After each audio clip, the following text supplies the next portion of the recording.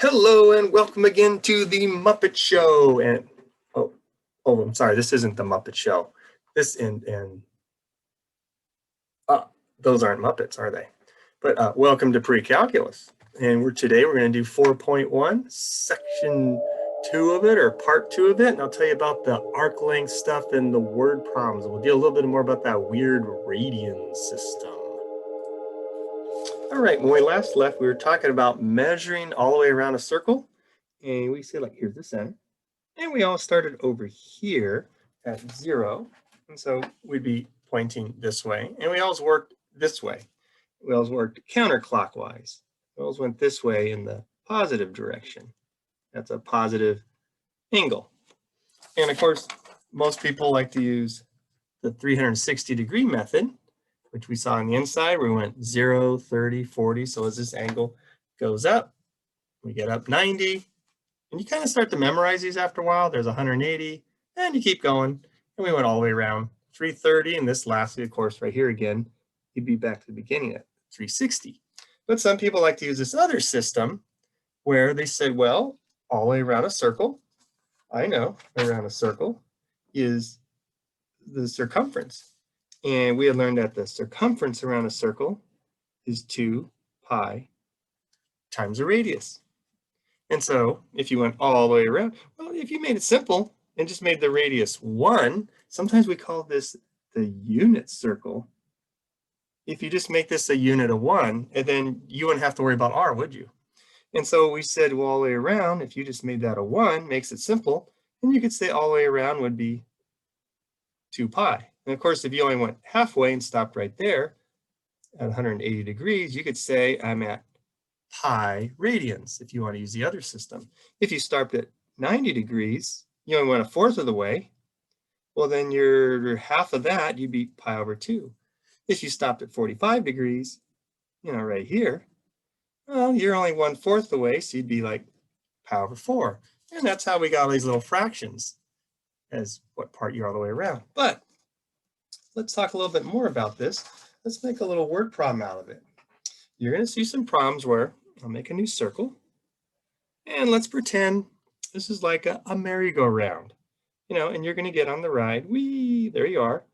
And you're going to go around on the ride. And I like to figure out, well, how far are you going to travel? If you decide to go around once per minute, and you get on this and you have a little seat there and you go, whee, and you go around. Maybe you're going to sit in the chair right there and you're going to go around. How far do you go? Well, we need some information, don't we? Well, to go all the way around, the circumference is 2 times pi times r. So let's give ourselves an r. And just make up something here. Let's say our radius. Let's say the radius is, I'm going to use, how about 5, okay? And 5 what? Okay, 5 feet, okay? 5 feet's the radius. So if you traveled all the way around, if you went for one ride, you would go 2 times pi times 5, which would be, let's see, 2 times 5 is 10. 10 times pi feet. And sometimes we're just lazy and we just say 10 times pi feet.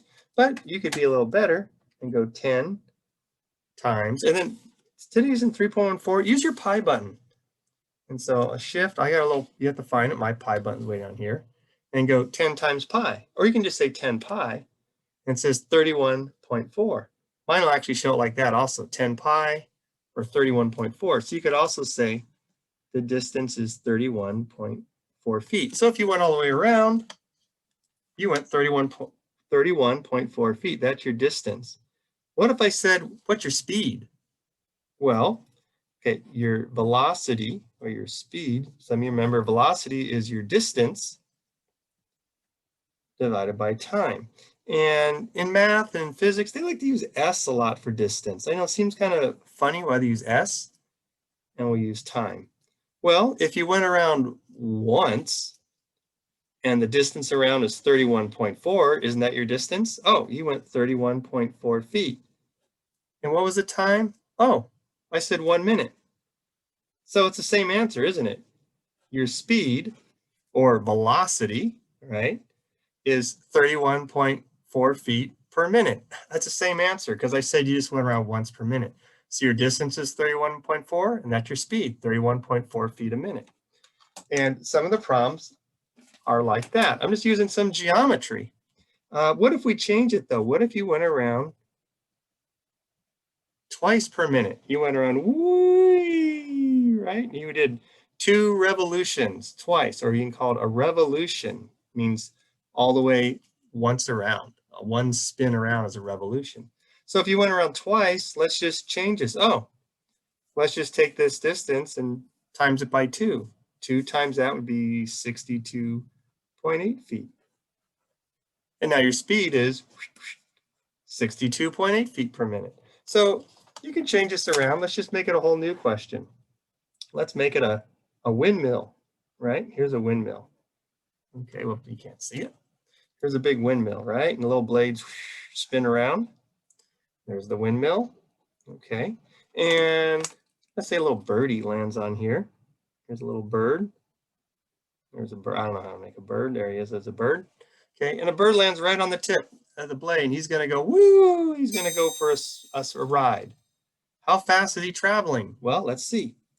The circumference is 2 times pi times r. So let's come up with an r.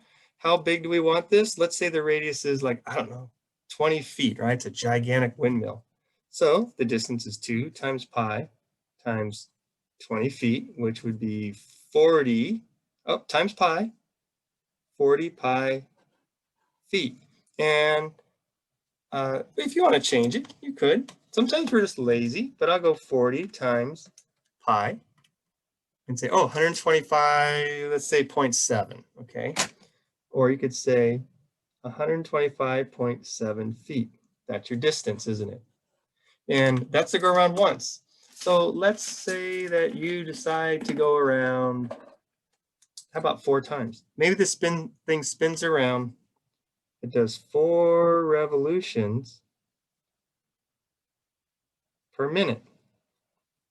Okay, well, if you go around 4 times a minute, he goes around 1, 2, 3, 4, and he starts holding on. So if you go around 4 revolutions per minute, let's just take this answer and times it by 4, because this is once around. So if once is that, let's go around times 4. Let's take this number, times 4, and there's our 502.65 feet. So now 502.65 feet. That's your distance. If you did it in 1 minute, now it's your speed, isn't it? 502.65 feet per minute, your speed. There's your distance, there's your speed. And of course, you wouldn't have to get a calculator if you just kept the original answer and just said, why don't I just times this by 4? 4 times 40, 160 pi feet per minute. So you could write the answer either way. So that's how you do some of the problems. And sometimes the book's going to throw some weird equations at you, like angular speed and stuff. And in the homework, I did like the book, but you know, sometimes they're just a little weird on some of the questions. Here's probably some better questions, but they're written different ways, but you can use the same idea. Instead of trying to learn the new rules the book's giving you, which could get a little confusing, just use good old circumference, right? If you want to go around a circle. Okay, so I think that explains that. Let's do part 2. Okay, here's our circle again. Here's my crummy circle. Not too good of a circle, but it's good enough. So we learned if you wanted to go all the way around multiple times. But what if you didn't really want to go all the way around? Okay, so let's take a new circle. 2 pi r, okay? And let's just make a radius of, I'm going to do a radius of 8, okay? And it doesn't matter. I'll just use 8 feet. I could do 8 inches. So 2 times pi times 8. And we'll say the circumference is 16 times pi feet. I'm just going to be a little lazy and leave it like that for now instead of doing the decimal. But what if you don't want to go all the way around? This is all the way around, right? Okay, so all the way around, 16 times pi feet. But let's say you want to go halfway around. Let's say that you decide to only go halfway around. So you decide to go this far, 180 degrees. Okay, so an edge of a circle, we have a name for that. And on my sheet, we're going to call this arc length. And here's some little rules here. But before we get into these, arc length. A piece of a circle is called an arc, the edge. Like if you had a slice of pizza and say you're the type of person that's into crust and you get like stuffed crust, and maybe you chomp, chomp, chomp, chomp, chomp, chomp all this away, and all you got left is a little piece of crust. That little curved piece is an arc. Okay, so an arc is the edge of a circle. So let's say you only go halfway around. We could say, and I say, well, how far did you travel? And maybe we got that, you're out here going for a little ride, and you only go halfway around and the ride breaks down. Okay, so if you went half of it, you could say, well, let's see, 180, what part of a circle is that? Well, 180 over 360, and you could divide upside down. Some people go like this, 360 divided by 180, and say that goes in there twice. Oh yeah, well duh, yeah, it's half of a circle. But I could do it like this and cancel and go, that's half of a circle. So well, it's obvious what I'm going to do my answer. Instead of doing 16 pi, let's just take 16 pi and we'll times it by half. So you only went 8 pi, didn't you? Okay, you went 8 pi. And what if we went, color here. What if you only went 90 degrees? I'm going to do this circle again right here. What if you only went 90 degrees of the circle, right? Same circle, but you only go 90 degrees. And you just go right here and you quit and the ride breaks down. So once again, we could take our answer, 16 pi, and go, well, let's see, 90 to 360. That's a fourth of a circle, isn't it? Oh, so let's take our full answer and we'll just times it by a fourth. So a fourth of that would be, we could reduce 16 pi divided by 4. We'll just divide it by 4. And you would go 4 pi. And I should put the units here, right? Feet. Totally makes sense, right? Yeah, I think that's not that complicated. You don't really need a new rule. And I'll do one last one. Let's just go even less of a circle. Let's just go 30 degrees. And let me put this right here, 90 degrees. And let me tell you something here about the circle. This angle in the middle, some people call it not some people, everybody calls this the central angle. If it's in the middle of the circle, that's the central angle. Well, the arc is on the outside, and they have the exact same measurement. So if we went partway around the circle, just like here's a little circle. Of course, mine goes backwards on my little drawing, right? See, there it is at 30. You could say the arc is 30 degrees. See, 30 degrees. Or you can say the central angle is 30 degrees. In fact, if I got a protractor, I don't want my amateur tractor, only my protractor. See, 30-degree angle. It's hard to see the 30 right there. But the central angle is 30 and the arc is 30. They're all the same. Okay, so this is 30. So what part, if you just went that far and you quit, once again, you can go, well, let's see, what is this? 30 degrees into 360. You can see that reduces 3 over 36. If you have trouble reducing, just divide upside down. 36 divided by 3. 3 goes in there, 12 times. And go, this is a 12th of a circle, isn't it? So a 12 times 16 pi. Where'd I get 16 pi? I said my radius is 8. Okay, so we'll just remember the radius is 8. Okay, and all these, the radius is 8. So that becomes 16 pi over 12. I can reduce that. 8 pi over 6. I can reduce that. 4 pi over 3. Yeah, okay, we got 4/3 of pi, feet. Okay, so that's one way to do it. Now, the book's going to give you some rules, and I put them in my sheet here. Some formulas. Arc length. And there's 3 letters, S, R, and theta. S is distance. Okay, so that's the arc length, the distance you travel. Here's the central angle in radians. and r will be the radius. Now the book's going to show you a little different way, and this also works, and you can see me do this in the homework. But what if instead of me saying the angle was 180, so watch what you're going to do here. What if I said, use this rule where it says, did you know you could find the arc length? Okay, and this is the rule, because I'm going to ask you questions like in the homework on the quiz. Find the arc length. Well, we just did, didn't we? Okay, we were finding arc length. And I just used common sense in geometry. I just used 2 pi r, didn't I? And I just picked out the fraction of the circle and got the answer. But you could use this rule also. It says the arc length is equal to the radius, okay, radius, times theta. And what's theta? Theta is the angle, right? So let's go back to this one. We went halfway around the circle. Okay, so let me cover up part of this so we're not distracted. It says you can use this cool rule. And you're like, I can use this rule without even using that. Yeah, we can take a shortcut. Watch me get this 8 pi.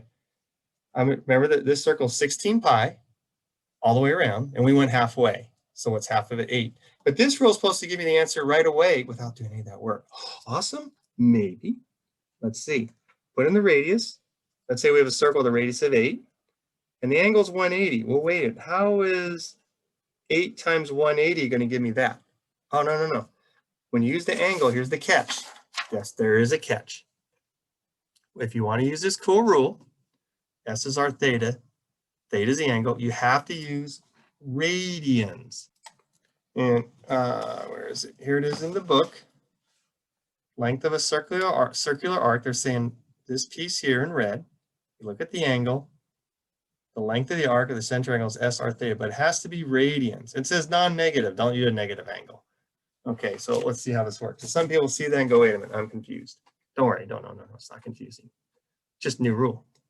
Okay, so to use this, I have to go, wait, 180, I can't use degrees. I got to use radians. What's 180 in radians? And so you could look it up in here. You can look on your sheet and go 180. And I suggest using this circle so you get familiar with it. You can see them down here, but this gives you a nice visual. Okay, 180 is also known as pi, isn't it? In the radian system. Remember like metric or English? So the radian system. So I could use, instead of 180, let's call that angle pi. And if you put in pi, okay, you go 8 times pi. And, oh my God, check it out. It's the answer. Really? Does it work all of your time? Oh yeah, it's actually pretty cool. Okay, let's try it again. R theta, let's do the 90-degree angle. Okay. R, we said the radius is 8. And what's the angle? What's 90 degrees? Okay, to my sheet. Sorry, I got to zoom in again. 90 degrees in the funny radian system is called pi over 2 because you're half of that. So pi over 2. Some people start to memorize these. Like you memorize 12 inches is a foot. Some people memorize 90 degrees is pi over 2. So I put that in. That's 90 degrees. So instead of 90, right, we're going to use pi over 2. So we'll put that in. Pi over 2. 8 times pi over 2. What's the 8 and 2 do? 8 and 2 cancel. That becomes 4. Oh, check it out. Look at that. Right? You get the answer instantly. And that's why, yeah, I like degrees because in real life people use degrees, but a lot of math people actually kind of like the radian system. And of course, I could times these on the calculator to get the actual decimal. We'll do one last one. Okay, 30 degrees. So instead of using 30, if I just skip the whole 2 pi r thing and just said 30 is, it's hard to see, pi over 6, and just said that is a pi over 6 angle, and I'll just go, okay, I can do this. I'll just go S as the radius was 8, and we'll put in pi over 6, and we'll times that, and what's 8 over, 8 over 6, 4 pi over 3, right? Ta-da!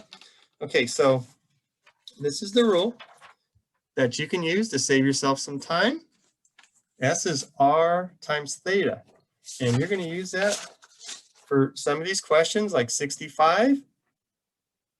And they're just going to give me different radiuses, or radii for plural. They're giving me an angle, but you have to do the radians. Otherwise, you're going to get a crazy answer. So I put in my radians, multiplied. Sometimes people like just lazy.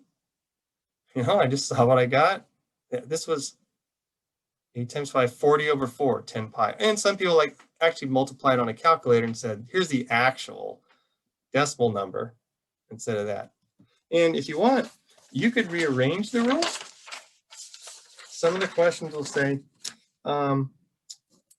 like in science class, people take rules and rearrange them. Okay, we have S is R theta, right? What if you said, hey, what if I wanted to just know R? You could divide both sides by theta and rewrite the rule if you would like to know R, the radius.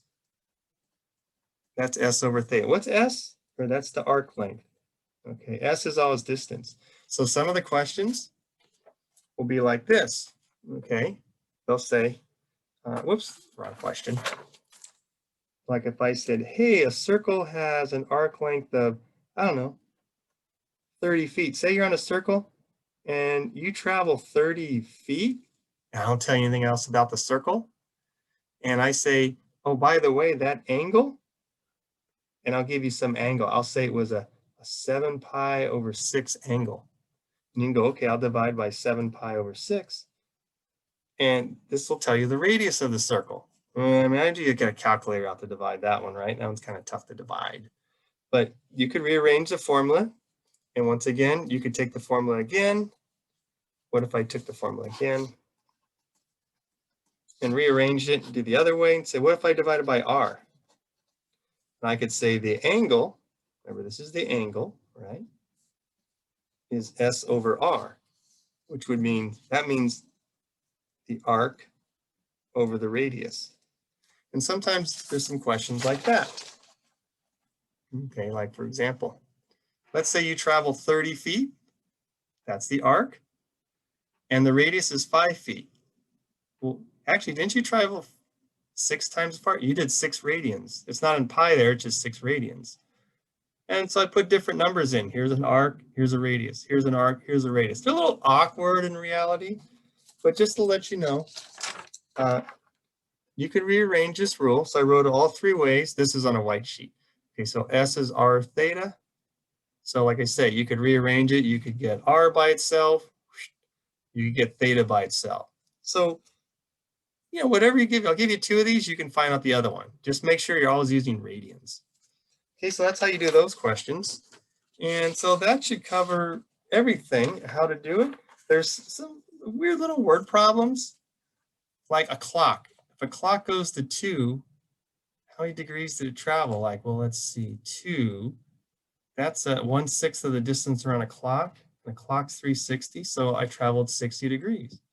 And if I did in radians, pi over 3. So there's some different questions, a variety of little questions, things about like the Earth and stuff, Earth radius. The Greeks understood this stuff too, and actually knew that the Earth was round and figure out how far it was around. But that should be enough for you to do the various questions. And so just to let you know, when the book describes some of this stuff with the word, they start getting in some weird formulas, like this is omega. And you go, what is, okay, I wouldn't even worry about that. I did went to my homework, but you didn't have to. I would say the book examples of some of these word problems get a little kind of crazy. But if you just do it the way I did, it's going to make a lot more sense. Sometimes the book's going to be a little hard to follow. So that's what I'm saying. If you just stick to our little arc length rules for parts of a circle should work. And if you want to go around the ride several times, some people say, I'm just going to use 2 pi r because it makes sense to me, and then just multiply my answer and get it and not get all confused.